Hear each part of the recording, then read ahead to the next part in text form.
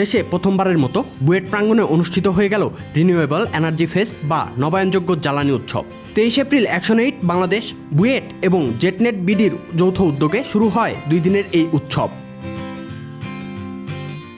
আয়োজকরা জানান, এই উৎসবের লক্ষ্য নবায়নযোগ্য জ্বালানির বিষয়ে নীতিগত সংস্কার, উদ্ভাবনী প্রযুক্তি প্রদর্শন এবং তরুণদের সক্রিয় অংশগ্রহণের মাধ্যমে একটি ন্যায্য ও সবুজ জ্বালানি রূপান্তরের রূপরেখা গড়ে তোলা। নবায়নযোগ্য জ্বালানি উৎসবে জলবায়ু পরিবর্তন রোধে নবায়নযোগ্য বিদ্যুৎ উৎপাদনের নানা উদ্ভাবনী ধারণা তুলে ধরেন মেলায় অংশগ্রহণকারী তরুণরা। রিনিউয়েবল এনার্জিটাকে একটা ফোকাস করে থাকি। তাছাড়া আমরা সোলার প্যানেলটাকে কিভাবে আরও এফিসিয়েন্সি এটাকে বাড়ানো যায় সেটা নিয়ে আমরা কাজ করে থাকি।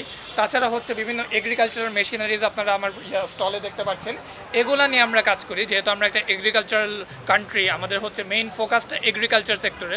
সো সেখানে আমরা ডিজেল ইঞ্জিন বা আইসি ইঞ্জিন বা ইন্টারন্যাশনাল কম্বাসন ইঞ্জিন সেগুলোকে কিভাবে রিপ্লেস করে আমরা পরিবেশকে ক্ষতি না করে কিভাবে সেটাকে আমরা সোলার সাইডে বা ইলেকট্রিক সাইডে কনভার্ট করতে পারি।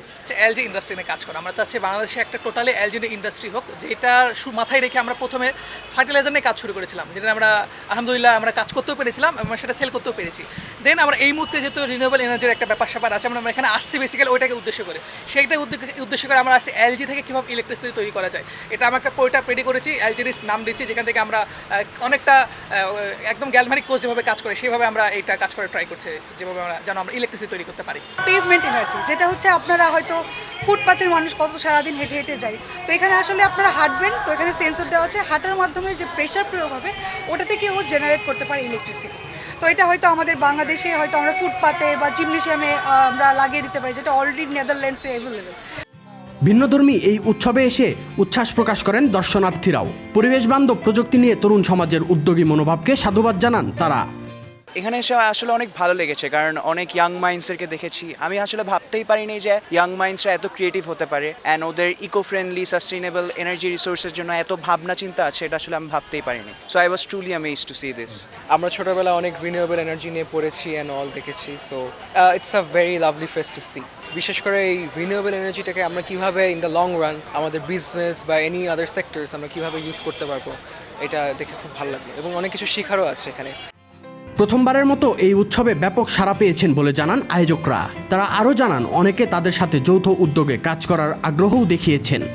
লোকাল ইনোভেশন লোকাল কনটেক্সটকে প্রায়োরিটি দেয়, বাট কর্পোরেট টেকনোলজি যেটা গ্লোবাল মার্কেটের মধ্য দিয়ে আসে সেটা সবসময় লোকাল কনটেক্সট কনসিডার করে না, যেটা অনেক সময় লোকাল ডেভেলপমেন্টের সাথে আসলে যায় না। তো যে কারণে আমরা লোকাল ইনোভেশনকে অনেক বেশি প্রায়োরিটি দিয়েছি। প্রচুর অ্যাপ্লিকেশন জমা হয়েছিল, আমরা তার মধ্যে বাছাই করে কয়েকটাকে রেখেছি। তো এটা একটা দারুণ সম্ভাবনার জায়গা। আর হলো এখানে দেখতে পাচ্ছেন যে ইয়ুথদের একটা মঞ্চ আছে, ওরা ইয়ুথদের একটা অনেক টিম তারা কাজ করছে এবং আসলে এটার উদ্দেশ্য হলো ইয়ুথদেরকে আসলে মোবিলাইজ করা, তাদের অ্যাওয়্যার করা, তাদের ক্যাপাসিটি ডেভেলপমেন্ট করা অন রিনিউয়েবল এনার্জি। তো এইটা এই বছর আমরা প্রথম করলাম। তো প্রথম করতে গিয়ে আমাদের নানা ধরনের লার্নিং আছে, আমাদের শিক্ষাগুলো আছে আমাদের হাতে, এবং এটা কিন্তু আমরা কন্টিনিউ করবো। আমরা এবার যে পরিমাণ সাড়া পেয়েছি এবং অনেকেই আমাদের সাথে যৌথভাবে আয়োজনের আগ্রহ দেখিয়েছেন। আয়োজকদের মতে 2041 সালে বাংলাদেশে বিদ্যুতের চাহিদা 58,410 মেগাওয়াটে দাঁড়াবে। এই চাহিদা মেটাতে নবায়নযোগ্য জ্বালানি এখন সময়ের দাবি। পাশাপাশি এই উৎসব নীতি নির্ধারক, বিনিয়োগকারী ও তরুণদের একত্রিত করে একটি সমন্বিত জ্বালানি নীতিমালার ভিত্তি তৈরি করবে বলেও জানান তারা। Sadman Shaon, the financial express.